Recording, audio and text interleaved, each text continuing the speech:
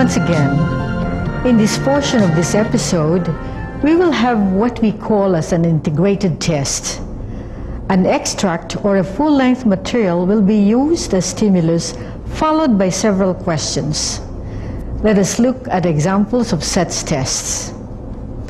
Note that several skills are tested using just one text. Items 2, 3, 4, and 5 test the ability to deduce the meaning of words from context. Item 6 is on determining the meaning of symbols. Item 9 is on determining theme.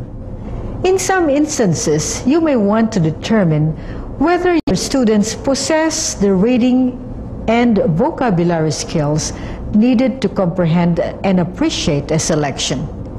In such a case, close questioning on the text may be necessary. Different item types may even be used. Now, let us try to construct some items on an extract from H. Munro's The Open Window. Here is the extract. Note that the lines are numbered by 5s for easy reference.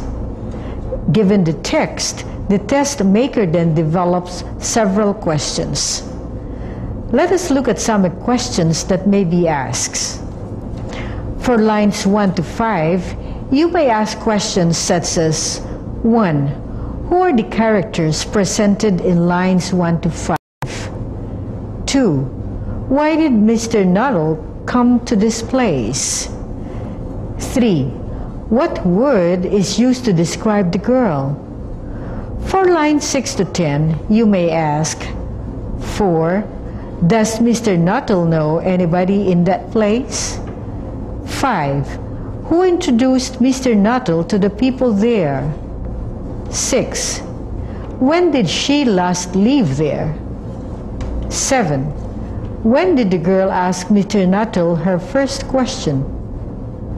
Check your answer. Blank, as soon as she met him. Blank, after a long while. Blank, after a brief period of time. Would you be able to tell what skills is tested by its question? So far, we have presented examples of skills-oriented tests. This time, let us look at task-oriented tests. These tasks are similar to activities which students engage in class. What are some of these tasks? Here are some of them. Rewriting a text in a different genre from a different point of view. Predicting the development of plot from the opening paragraphs. Comparing literary text and non-literary paragraphs or phrases. Ranking texts from non-poetic to poetic. Filling gaps or words or phrases that are stylistically and linguistically appropriate, and many more. Have you done any of these tasks in your classes? These tasks are not undertaken for the task's sake only. They aim to develop some literary skills. Let us now look at some of these tasks. The first is rewriting a text in a different genre. These tasks encourages students to apply their understanding of genre or point of view to create their own text. They invite comparison between texts and identification of their literary or non-literary qualities. Now, here is a test which involves the rewriting of a text in a different genre and point of view. Directions. Read the poem below, then rewrite it in prose form. Rewrite the squirrel's lines using the third-person reported speech. The vocabulary helps after the poem will help you with unfamiliar words in the poem.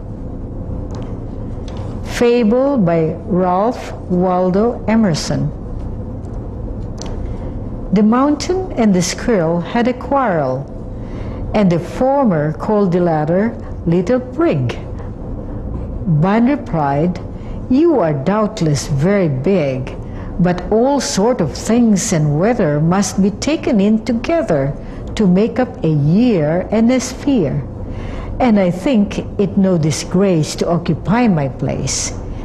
If I'm not so large as you, you are not so small as I, and not half as spry.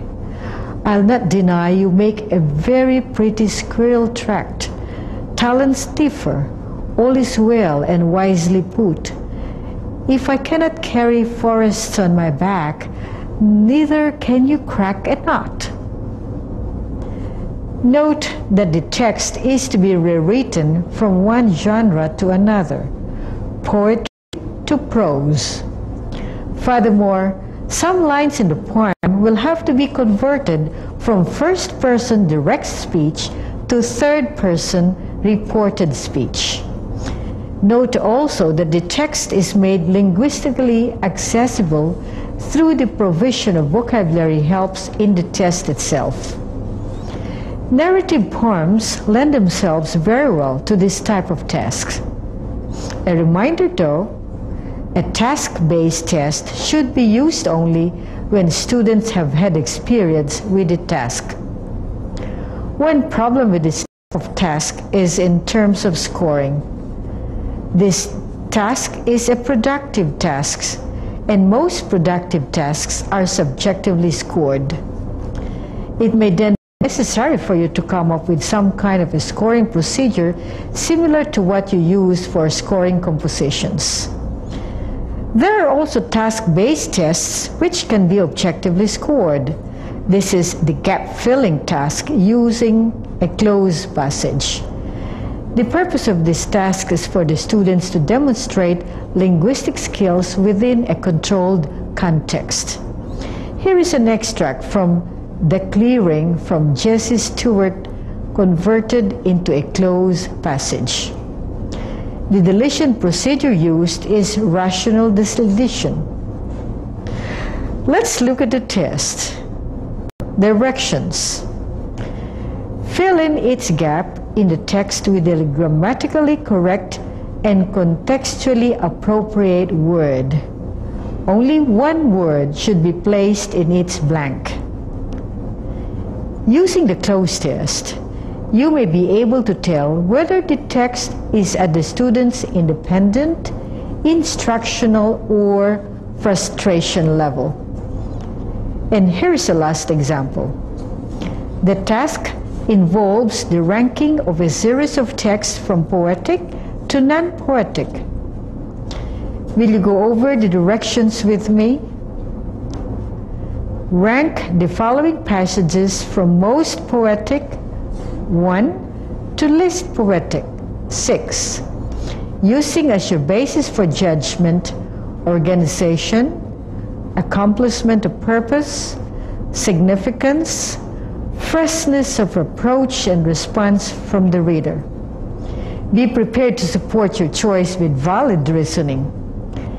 Note that the text range from a mathematics formula to quotable quotes to lines of poetry.